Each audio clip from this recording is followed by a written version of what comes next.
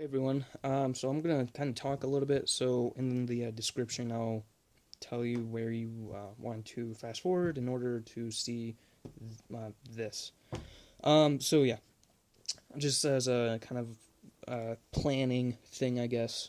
Going back to my dad's house on Wednesday night. Uh, and of course, I have school after all of that and everything. So I'm gonna have to be, settling down a little bit before I make any more videos, which shouldn't be an issue for most of you. Um, but yeah, so I have a couple of projects planned out. I'm going to be upgrading my Saberforge Particle Sun. I'm going to be getting a green LED and a bunch of battery stuff and all of that. And I'm going to wire that up to light up and, of course, have a blade. But then I'm also thinking about putting a Hasbro sound card in there just so it has some little bit of sound. It's not nothing fancy, but it's something. Um, yeah, so I have that that's going to be coming up, and I'll do some videos on that. And then what I'm also going to be doing is my own kind of challenge, and if I think it's a cool idea. If anyone wants to follow it, if you have money and time and everything, it'd be kind of cool to do. So I'm going to be making Han Solo's blaster, or building one rather.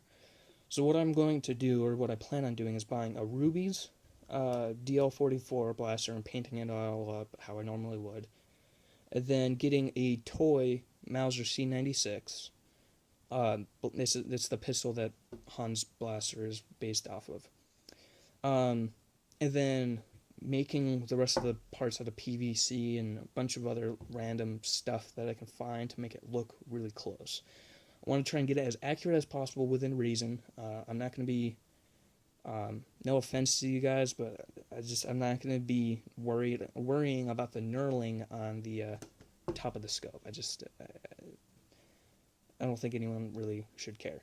But besides that, I'm going to be trying to get it as accurate as possible. Now, once all that's done, after I feel like I've finished my gun, I'm going to weigh in how much I paid for in total for the one that I made, and I'm going to see if it looks at least close to the Rubies or better than the Rubies blaster after it's painted and everything.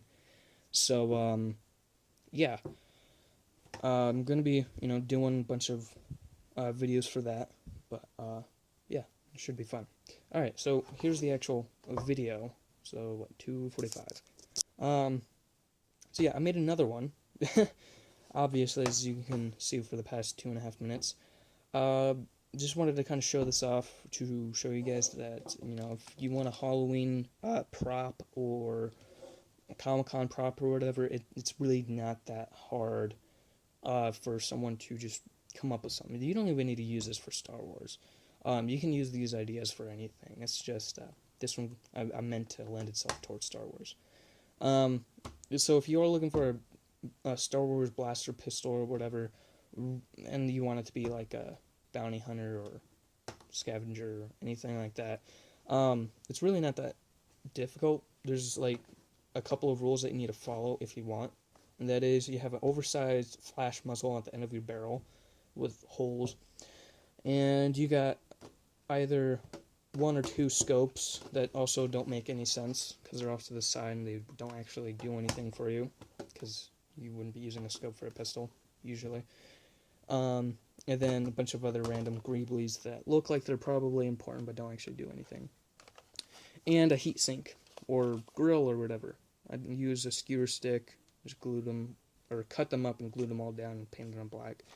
But yeah, that's really it. You can use any kind of toy gun. I really like these kind. This is a little plastic one. They have like blowback and they make noises. I always take the batteries out because they're kind of annoying. This one doesn't have blowback anymore. I don't know what happened to it, but the thing still slides back, which I think is pretty cool.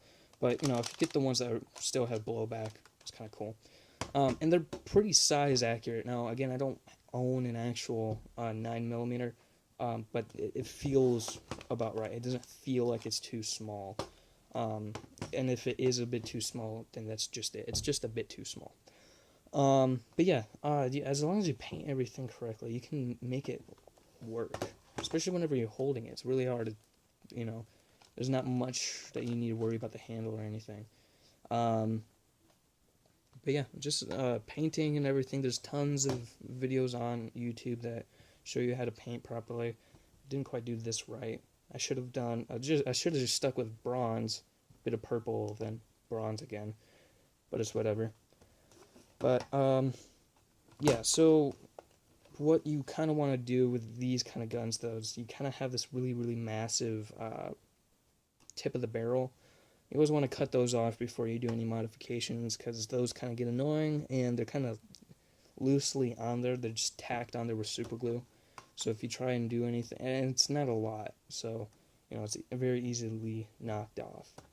But yeah, I just hot glued everything on. You can use a more secure method.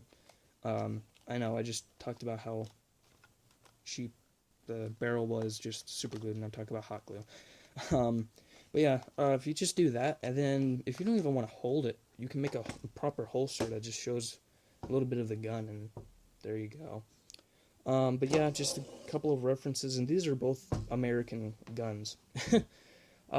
So yeah, do whatever you want. You can get a bunch of different pistols or even assault rifles or whatever kind of gun. You can make it look like a Star Wars blaster, as long as you make it look junky.